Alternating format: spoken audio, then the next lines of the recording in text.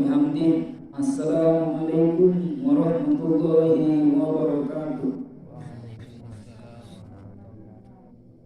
Alhamdulillah nasta'inuhu wa nastaghfiruh wa na'udzu billahi min shururi anfusina wa min sayyiati a'malina. May yahdihillahu fala mudilla lahu wa man yudlil fala hadiya lahu. Asyhadu an la ilaha illallah wahdahu la syarika lahu wa asyhadu anna Muhammadan abduhu wa rasuluhu la nabiyya ba'dahu.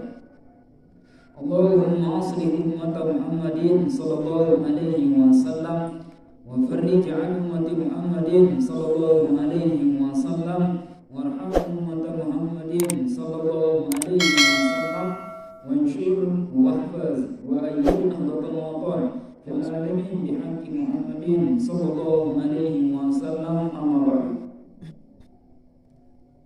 Jemaah salat subuh rahimani wa rahimakumullah, semoga kita selalu dalam limpahan rahmat Allah Subhanahu wa ta'ala.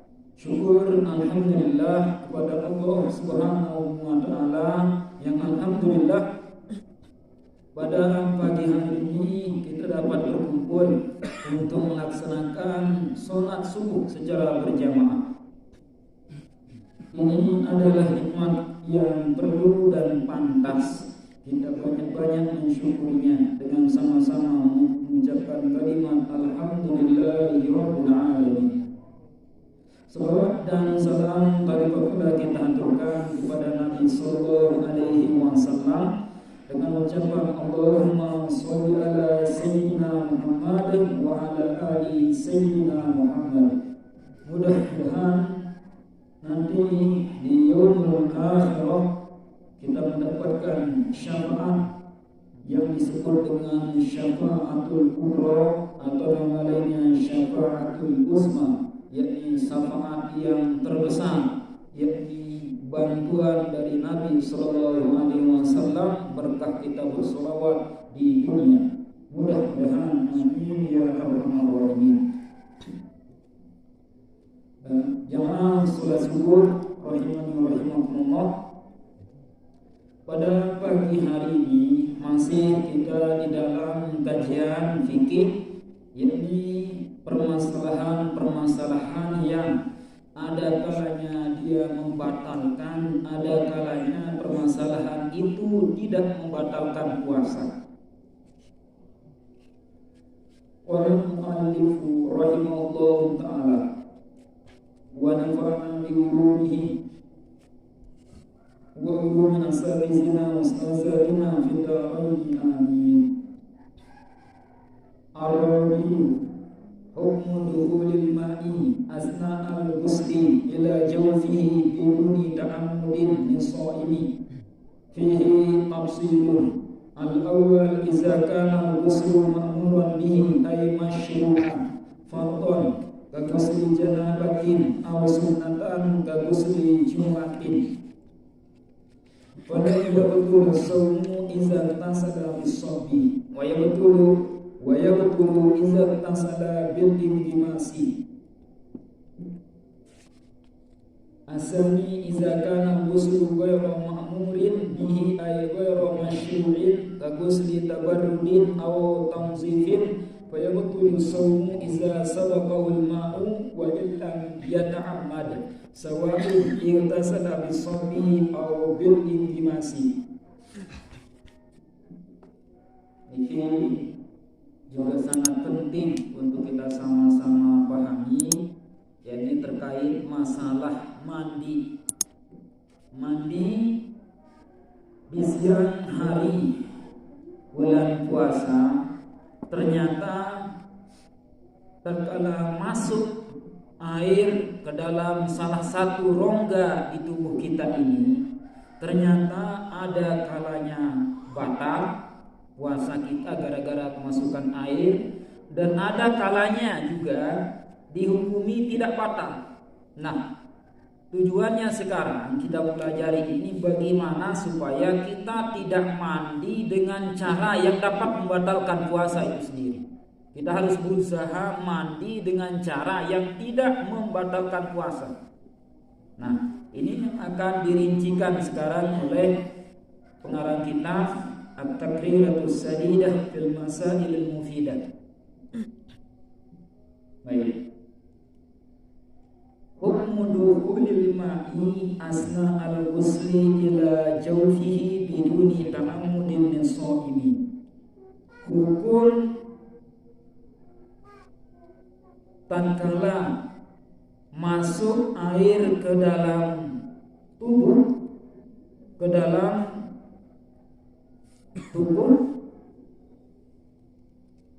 tatkala sedang mandi walau tidak disertai dengan kesengajaan bagi orang yang berpuasa.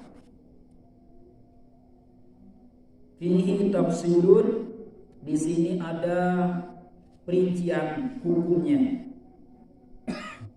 Rincian hukum yang pertama, iza kana al-ghuslu ma'muran bihi ay masyru'an fardan ka ghusli janabatin aw sunnatan ka ghusli jumu'atin fala yabtulu shaumu iza tasala bis-sabi wa yabtulu iza tasala bil intimasi. Mandi apabila mandi itu adalah mandi yang masyru', yang diperintahkan di dalam agama atau disyariatkan di dalam agama. Mandi yang disyariatkan dalam agama ada kalanya hukumnya adalah fardhu, wajib. Contohnya seperti apa? Kagusli janabatin, seperti mandi janabah, mandi junub alias mandi suci. Au sunnatan, mandi yang disyariatkan yang kedua juga mandi yang hukumnya adalah sunnah. Kagusli jumu'atin, seperti mandi tatkala akan berangkat melaksanakan sholat Jumat. Sebelum kita lanjutkan, jadi lagi sekali, di dalam Islam ada mandi-mandi yang disyariatkan. Maksudnya apa? Tatkala sesuatu itu disyariatkan berarti mendapatkan pahala kalau melakukannya. Nah, di sini mandi yang disyariatkan itu ada kalanya wajib hukumnya. Wajib di sini berarti maksudnya tatkala kita mandi dapat pahala, tatkala kita tidak mandi dalam kondisi itu maka kita berdosa. Seperti mandi junub. Tatkala sedang mandi junub, mandi suci dapat pahala. Tatkala Anda tidak mandi suci padahal dalam keadaan mesti harus mandi, namun dia tidak mandi, maka di situ mendapat dosa. Au sunnatan, atau mandi yang disyariatkan tingkatan yang kedua namanya mandi sunnah, seperti kagusli Jumatin, seperti mandi untuk melaksanakan ibadah sholat Jumat. Nah, mandi-mandi yang hukumnya sunnah, ya namanya sunnah, ya kalau kita lakukan akan mendapat pahala dari Allah Subhanahu wa taala. Kalau kita tidak lakukan mandi tatkala berangkat sholat Jumat tidaklah berdosa. Namun paling bagusnya ya kita mandi walau memang tidak berdosa. Nah, pada yabtulu shaumu, puasa tidak dianggap batal. Iza tasala bisobi, apabila dia mandi dengan cara menuangkan, mengguyurkan air itu ke tubuhnya. Wa yabtulu iza tasala bil intimasi, namun akan batal puasa itu tatkala mandinya itu dengan langsung nyebur, langsung menyelam, nyerepung nih bahasa Sasak, nyerepung langsung ngojok embung, taek ngojok lulung kayu, mantan cara lain sepudik-pudik belete, ngojok lulung tereng, toleh embung naik masih solah belete, nyoleh nyerepung, langsung nyerepung. Bagaimana itu? Ternyata dibedakan hukumnya. Jadi lagi sekali, lamu mandi sahukum wajib atau sahukum sunat, lamun tamu aing ojok dalam kantong atau ojok dalam mirung atau dalam biwi,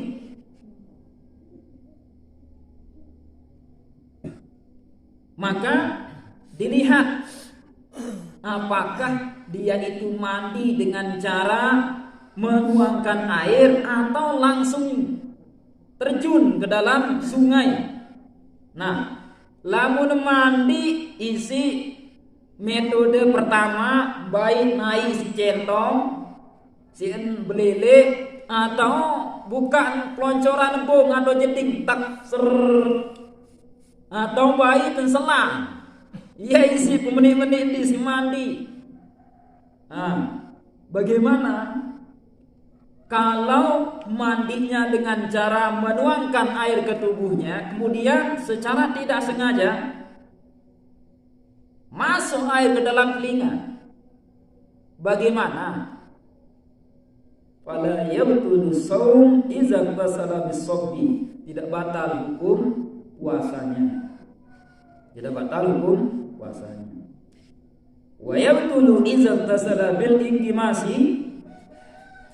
Nah, kalau mandinya itu dengan cara langsung menyelam, buka bagian langsung loncat terjun ke dalam kolam atau dalam bendungan, kemudian masuk air ke dalam telinga atau salah satu lubangnya, mau sengaja atau tidak, tatkala masuk langsung batal hukum puasanya. Kau usahakan dijajarin sepuasa, dendek anjuran edo mandi ojok do waduk sadi atau jokdo waduk peru nyerebung langsung tama jok kentok batal hukum puasanya. Sudah mati kepada arah selama bulan puasa, usahakan jangan mandi ke kolam terjun begitu. Lain halnya kalau pergi mandi ke bendungan bawa centongan dedek terjun tadi ya tidak masalah. Andai kata nanti masuk air ke telinga itu tidak membatalkan. Ini perinciannya. Cara lain kan lihat teman kesilin mandi jauh waduk boyut pelang ya download dari di waduk peru teman-teman di sejimpoh-rimpoh. Namun bulan suci puasa tolong dihindarkan, jangan sampai terjadi yang seperti ini. Nah, perincian yang kedua, idza kana al-ghuslu ghairu ma'murin bihi ay ghairu masyru'in ka ghusli tabarrudin aw tanzifin fayabtulu shaum idza sabaqahu al-ma' wa illam yata'ammad sawa'un igtasala bis-sabbi aw bil ingimasi. Nah, perincian yang kedua, apabila mandi yang dilakukan itu adalah mandi yang tidak disyariatkan di dalam agama. Maksudnya tidak disyariatkan berarti mandi yang tidak hukumnya wajib dan mandi yang tidak hukumnya sunnah. Berarti maksudnya di sini adalah mandi yang hukumnya mubah. Yang hukumnya mubah. Apa maksudnya mandi yang hukumnya mubah? Mandi yang la yusabu ala fi'lihi wa la yu'aqabu ala tarki. Jadi mandi yang tatkala kita mandi tidak dapat pahala, tatkala tidak mandi tidak dapat dosa. Jadi tidak ada dapatnya, mau mandi atau tidak, pahala tidak dapat, dosa tidak dapat. Yaitu mandi yang punya mubah. Kagusli tabarrudin, seperti mandi untuk menyejukkan tubuhnya, untuk mendinginkan tubuhnya, karena mungkin terlalu kepanasan, belum rampek kepanas, seperti segeri dajat mandi doang di mandi. Lah mandilah dia. Tujuannya apa mandi? Untuk sekedar menyegarkan tubuh. Apa hukum mandi itu? Mandi itu hukumnya mubah. Jadi tidak ada pahala, tidak ada dosa.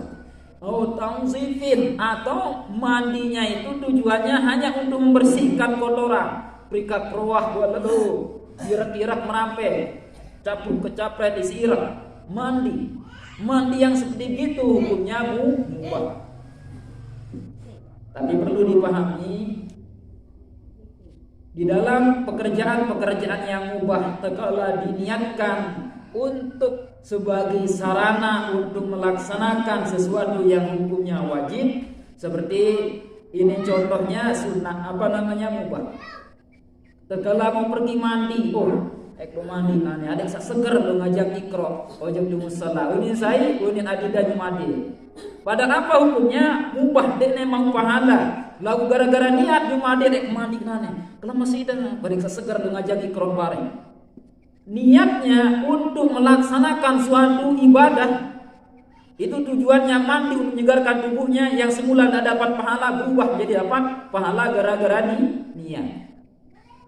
Karena dalam Ta'limul Muta'allim diterangkan betapa banyak sesuatu yang berbau dunia, tatkala diniatkan dengan niat-niat yang bagus, maka akan berubah menjadi nilai akhirat. Maksudnya dapat pahala. Maka silakan niatnya yang bagus. Tatkala mandi walaupun karena tujuan berikat, niat yang bagus. Baik mandi nane adek sak segar lalu beta rizki pahala. Jadi niat sangat diperlukan. Nah, kembali ke topik. Jadi lagi sekali, tatkala mandinya itu adalah mandi yang tujuan untuk menyegarkan tubuhnya atau hanya sekedar membersihkan kotoran di tubuhnya, kemudian dia mandi,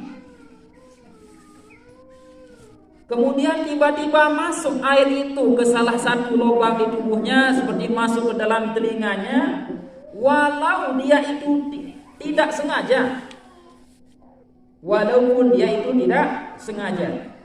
Mau dia mandi dengan cara mengguyurkan air atau langsung terjun ke dalam kolam, maka batal hukum puasanya. Jadi lagi sekali, perincian yang kedua ini, kalau mandi yang punya sunnah, baik mandinya itu dengan mengguyurkan air atau terjun ke dalam kolam, kemudian masuk air ke telinganya, batal secara total hukum puasanya. Nah, jadi kesimpulannya, jadi di sini yang pertama itu dilihat bagaimana bentuk mandinya. Apakah mandi yang hukumnya wajib atau sunnah, maka perinciannya dibedakan. Kalau mau tidak batal, silahkan mandinya dengan cara menuangkan air ke tubuhnya. Tetapi kalau andai kata ada orang mandi dengan terjun kemudian masuk ke dalam telinganya atau anggota tubuhnya, itu batal puasanya. Tapi kalau mandi yang tidak diwajibkan atau tidak disunahkan, yang dimandi mubah, tatkala masuk air ke dalam telinganya walau tidak sengaja, maka mau dia mengguyurkan atau langsung terjun, tatkala masuk ke telinganya, fayabtulu shaum, batal hukum puasanya. Ini kesimpulan daripada materi kita terkait masuk air ke dalam anggota tubuh, lubang yang ada di anggota tubuh kita di siang hari bulan suci Ramadan. Sekian, assalamualaikum warahmatullahi wabarakatuh. Waalaikumsalam warahmatullahi wabarakatuh. Jadi itu masih terkait dengan hal-hal yang membatalkan puasa bulan suci Ramadan. Dari penjelasan tadi, kiranya ada pertanyaan, silakan. Dalam ai batal puasa ini dengan toa lain aku di kesadun dan tahu tama ai menggentut. Itu pertanyaan yang pertama. Pertanyaan kedua, silakan saya.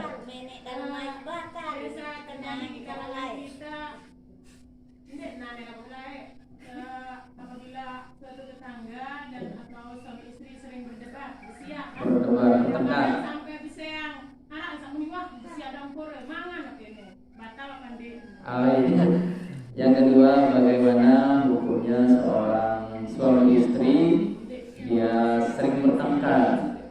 Daripada negosiasinya mangan betul Pak dalam hati kan mana? Apakah dia langsung makan apa sekitar gitu? Pertanyaan pertama langsung batal apa enggak? Kata dalam air gitu. Silakan dijawab. Ini dua pertanyaan yang sangat bagus dan perlu dipahami oleh kita semua. sebelum kita jawab pertanyaan itu, kita mulai dari penjelasan dasar sehingga nanti akan ketemu jawabannya. Jadi lagi sekali, kemarin kan sudah kita bahas terkait masalah tentang tatkala usulu ainin min manfazil maftuhin ilal jauh, yakni masuknya suatu benda ke dalam tubuh melalui salah satu rongga lubang yang ada dalam tubuh kita, di mana lubang-lubang yang ada dalam tubuh kita yaitu yang pertama lubang hidung, lubang mulut, kedua lubang hidung, ketiga adalah lubang telinga kanan, telinga kiri, keempat adalah lubang kubul yakni lengan semene, kemudian yang kelima adalah lubang dubur selangan sumbun kotoran TAI. Baik, perhatikan dulu. Nah, jadi perlu dipahami yang kelima, lubang dubur, langan sumbun entut, langan sumbun TAI. Tatkala masuk sesuatu, penjelasan di dalam kitab yang lebih rinci, tatkala masuk sesuatu ke dalam lubang dubur alias lubang keluarnya kentut itu, maka batal hukum puasanya. Otomatis tatkala kentut di dalam air keluar angin sek, maka dubur itu akan menyedot sesuatu yang ada di sekitarnya sek, masuk langsung. Coba dipikirkan, nanti dites malam atau nanti di luar bulan suci Ramadan, kalau ingin segera paham nanti malam coba kentut di dalam pak. Ini untuk deteksi, pasti tatkala kentut akan terasa dingin masuk ke dalam, itu tanda air itu masuk ke dalam tubuh kita. Nah ini menandakan bahwasanya batal. Jadi jangan kentut dalam air, batal itu puasanya. Jawabannya berarti hukumnya batal ya. Itu pengalaman zaman muda dulu. Iya. Nah, sekarang tidak ada embung jalan mandi embung ya. Nah, cuman hukum itu sangat penting untuk diketahui. Pertanyaan kedua, bagaimana hukumnya suami istri yang bertengkar doa? Daripada ada bisa doang mangan itu, padahal apa nih dengan perkataan itu? Silakan dijawab. Baik. Ini juga penting. Memang sebelum kita jawab, di dalam rumah tangga itu sendiri, di atas dunia ini tidak akan ditemukan keluarga yang selamanya adem ayem. Ada kalanya memanas, ada kalanya mendingin. Memang itulah keluarga. Nabi SAW sendiri, hamba Allah yang nomor satu di atas dunia ini, paling dicintai oleh Allah Subhanahu wa Ta'ala. Beberapa kali sering terjadi cekcok di tengah keluarga beliau. Dan permasalahan di zaman Rasulullah Nabi sendiri pernah terjadi sebuah fitnah besar. Dan di dalam hadis diterangkan seperti salah satu kitabnya dalam kitab Tajridus Shorih. Itu adalah salah satu kitab yang kita pelajari di Ma'had. Di situ ada hadis yang dinamakan dengan hadisul ifki. Hadis di mana di dalamnya itu diceritakan bahwasanya Siti Aisyah pernah difitnah selingkuh dengan laki-laki lain, padahal Siti Aisyah tidak pernah selingkuh. Sampai-sampai Rasulullah beberapa waktu tidak pernah menegur istrinya. Kenapa? Rasulullah bingung apa tindakan yang akan saya ambil. Apakah mungkin benar istri saya selingkuh, atau mungkin ini adalah fitnah? Apalagi jenis-jenisnya kita sebagai umatnya. Terkait masalah cekcok yang lain, pernah suatu ketika Rasulullah istri beliau dalam riwayat 11, ada istri yang mengantarkan makanan ke rumah Rasulullah SAW, dan waktu itu Siti Aisyah lagi baru belajar masak. Jadi sini Rasulullah paling bajang ting-ting itu Siti Aisyah. Dan masa pun ditolong meriam Siti Aisyah, katanya dalam sebuah riwayat baru mulai tahu belajar, baru entah mulai meriah. Semangatnya minta ampun. Dalam hatinya sekarang buatkan makanan terlezat untuk suami saya. Nyekal losok berima benai meriah. Ternyata istri Rasulullah seninan si Rasulullah saat lain atong mekando. Lito beratong sekang atong adalah pembantu seninan Rasulullah saat lain itu atong mekando. Tangga-tangga kesepak Siti Aisyah. Pasti mai wanu nane. Ndek mai rasa bereme kandung. Mundem mah keme kandung setiap mempraktek Siti Aisyah. Rasulullah ndek ngomong nyerem wae te mekandung setiap kur muntaka. Takai kembe sabares setukang ngadung dia besalah anan. Nia Aisyah kendek tersinggung endah. Bagus lolo de Siti Aisyah si Rasulullah sallallahu alaihi wasallam. Ini suatu gambaran bahwasanya Nabi saja pernah mengalami yang namanya permasalahan di dalam rumah tangga. Oleh karena itu, tatkala kita punya masalah ya silahkan kita bisa selesaikan dengan penyelesaian yang bagus. Dan tolong siapapun yang berkeluarga, masalah itu jangan ditembuskan ke orang tua. Karena kalau tembus ke orang tua, ini akan menjadi masalah besar. Maka usahakan kita harus selesaikan masalah kita sendiri. Saya sendiri, sampai anak saya sudah 2, tanyakan sama istri saya itu, tidak pernah ada tembus masalah saya. Padahal mungkin pernah ada terjadi, tapi tidak pernah tembus sama ibu saya, sama ayah saya. Kenapa? Dalam ajaran Islam mengajarkan kalau Anda mengalami suatu masalah dalam keluarga, tolong jangan tembuskan ke keluarga, karena itu akan menjadi masalah lebih besar nanti. Bisa-bisa akan terjadi cerai nanti, itu bahaya. Langsung ke topik, bagaimana andai kata terjadi permasalahan cekcok di siang hari bulan suci Ramadan antara seorang suami dan istri. Nah, perlu dipahami bahwasanya dalam masalah puasa ada istilah al-mufattirat, ada istilah al-muhbitat. Apa itu al-mufattirat? Yaitu pekerjaan-pekerjaan yang kalau kita lakukan puasa kita batal, pahalanya juga ikut batal. Yang kedua ada namanya al-muhbitat, yakni pekerjaan-pekerjaan yang kalau kita lakukan puasa kita sah. Lagi sekali puasa kita sah, tetapi pahalanya 0,0 denarak pahala.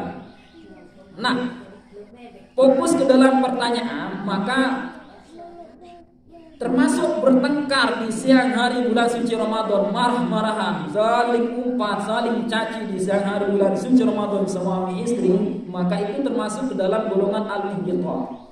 Pekerjaan-pekerjaan yang dapat menghapus pahalanya, tapi puasa Anda sah.